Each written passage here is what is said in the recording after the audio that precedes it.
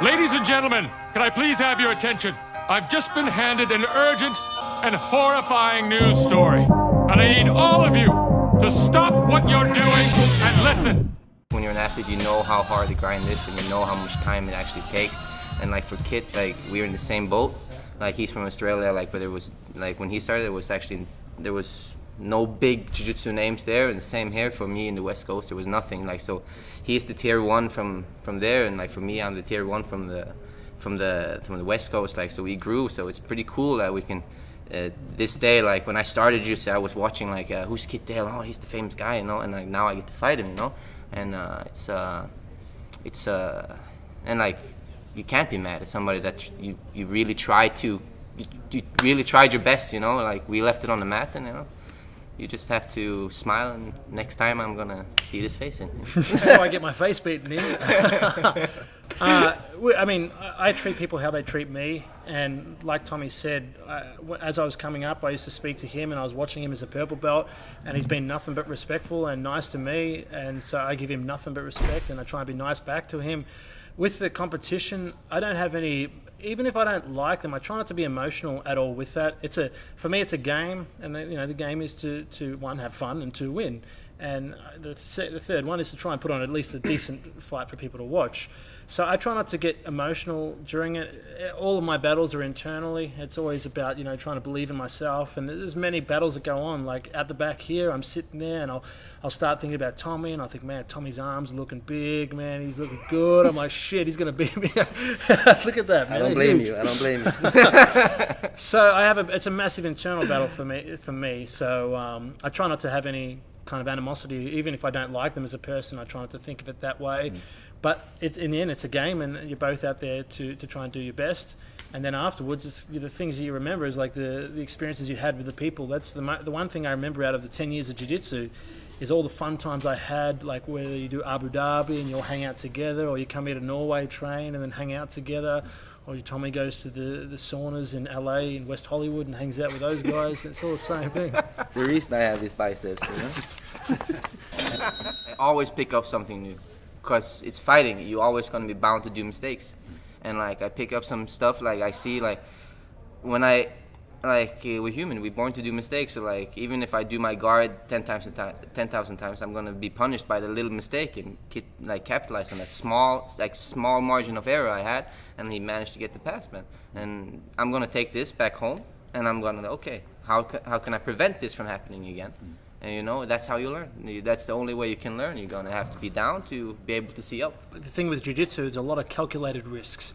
You go in there, especially at such a similar level, you're both taking, you're taking opportunities and you're taking risks, and sometimes they work and sometimes they don't. And that's the difference between winning or losing. In this match, I took one, risk, or he took one risk, and it paid off for me, and that was it. And that was the only time where I felt like, I did something decent in that match. Everything else was quite similar, and there was a lot of times where he had me on the back foot, definitely more than I had him on the back foot. But I was just lucky in that one time. So there's definitely a few things I've learnt, and he showed me afterwards, which was really nice of him, some really cool movements from the matrix system that you got going on at the moment, which is really cool. Otherwise, I know what I need to work on to get better, and I just go from there. So what I try to change my training around to, like I would allow my training partners to go where they want to go.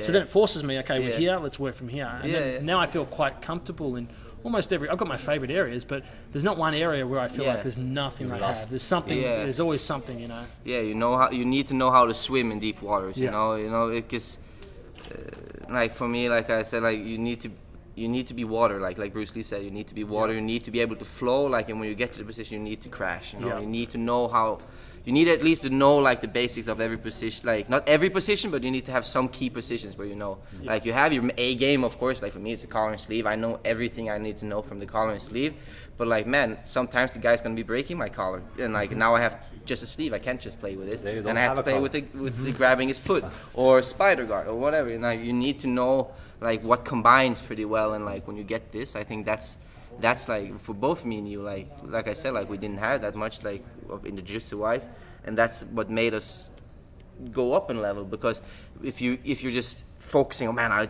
and another thing is like you don't copy other people, like you don't be a sheep, you know. If you're a sheep, you're just gonna this guy trains 12 times a week, but man, not everybody's going to be able to train 12 times a week. Like for me, I train twice a day, and Monday to Friday, and I take Saturday and Sunday off, and that's it.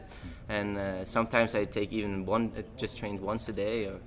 But I think you need to be smart with your training. You need to be like, how can I say? You need to be loose. You need to be able to adapt to the different situations, and I think that's what made us be able to compete in the highest level, you know. Like you see Kitty did so well against like Galval, man. He's been fucking tearing it up, like in all the years he's been tearing it. And you can see even Craig Jones, man. He's doing it so well, and it's all reflecting. You can see that you don't need to train like this and like drilling, man. Fuck drilling. Yeah, of course you need to drill the position.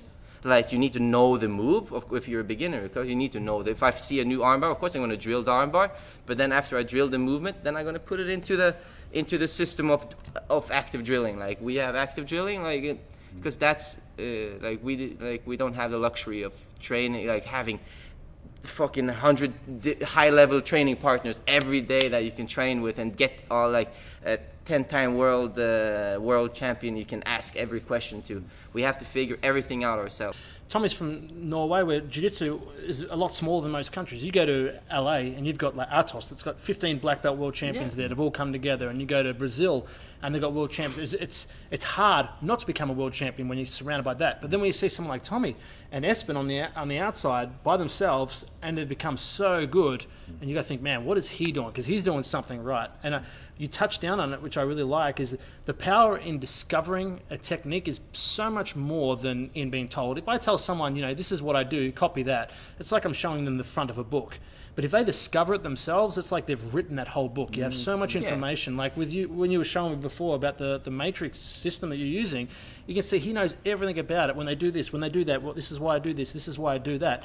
If I just copied him and tried to show someone, I would be giving them a shell. I'd give them the tip of the iceberg. But when you go out there and you play around with these positions and you mess around with it and you come up with these solutions, like yourself and myself, Craig Jones, we have a wealth of knowledge on what we do and why we do it, which is the most important part. You need to play with it. You need to make it yours. You know, it's not, jiu-jitsu is something that is very, very, very personal.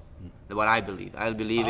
It's art. Yeah, it's art. It's the art of jiu-jitsu, man. And you have to be true to yourself. You have to be true to the art of jiu-jitsu and develop your own techniques. That's why, like, when I just make a lot of techniques, even if they don't work, like in the competition, I just have fun with it. I create and create and create and create, and just make, like the matrix system was just a goof.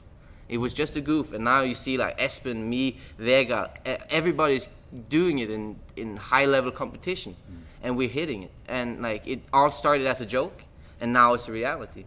And like you see, like as long as if you just keep creating, you create like a creative pattern and you become more like water. You see the movement, you feel the movement. You can. It becomes more. It becomes art. It's like you have an intellectual understanding of your game too. Yeah. You like most people that just drill constantly. They have a procedural memory, which is muscle memory in the body, but they don't have a really good understanding. Where the scariest thing about taking the match with Tommy is like I had no idea what he was going to do because he's not copying someone else. Where I can go, okay, he's copying this and this is what they're doing. Nothing I've done, previously could prepare me perfectly for what Tommy was doing today, because the way he was playing his half guard is very different than I've played with anyone playing a half guard, and it had me on the back foot most of the match. So, and it's very similar when people have to fight me. It's very hard to say what's going to happen because I don't even know what's going to happen. How can they figure out what's going to happen? I like to challenge myself with that's how I become good. Like that's how I'm going to become the greatest in jiu-jitsu. Because if I neglect parts of the sport, I'm not going to become great. And I want to become as best as I can. I want to become like the best version of me. And I know, like, if I don't train jiu-jitsu, if I don't train the no-gi, I'm gonna lack some parts of it. Like when I started doing the no-gi again now after the Worlds, I was amazed on how all the stuff I was missing, because I was missing a lot of my footwork, because when you're in the gi, you're always going to be trapped with your feet. You're not going to be able to move as much as you want. You're going to be much more like stale. You're not going to be free anymore. But when you do the no-gi, you're going to be able to, you have to embrace the movement of the sport. That's the beauty of the no-gi, I think. Like you can, and it's so much harder to get the position because you're slippery, and you don't have, like I said, like in the gi you can do a mistake and you can use the gi to push away, but in the no-gi, if you do a mistake, you're gonna get punished for it, pretty bad too. Like, because it's not gonna, you don't have for me, I don't have an escape route yet.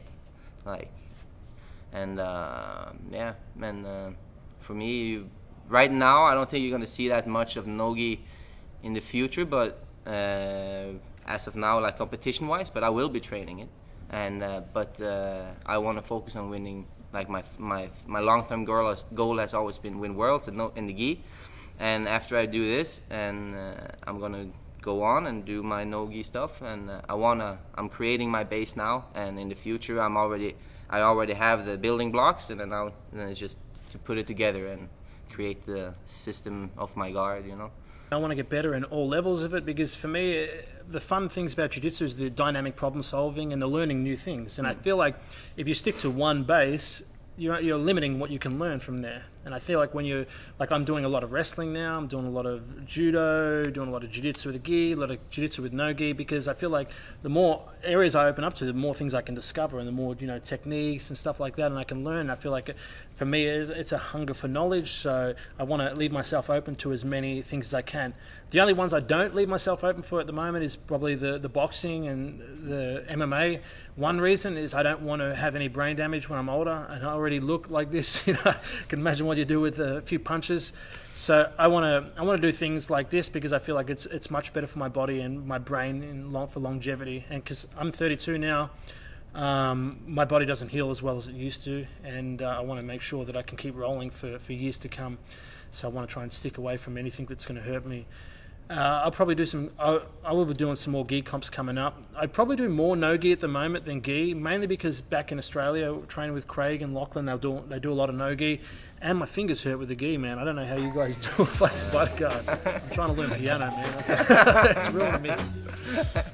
If you want to see any of my training videos, you can download them at kitdaletraining.com. I have about 8 products there at the moment. We sold 7,000 copies last year, so they're going really well and the feedback's been great. So check it out, kitdaletraining.com.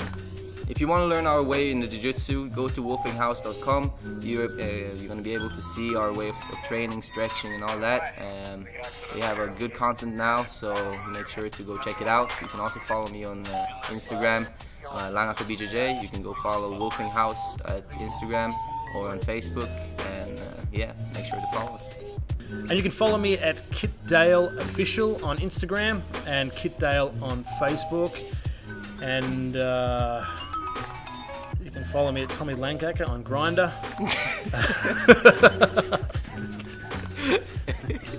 I think that's all I use right now. Was that you?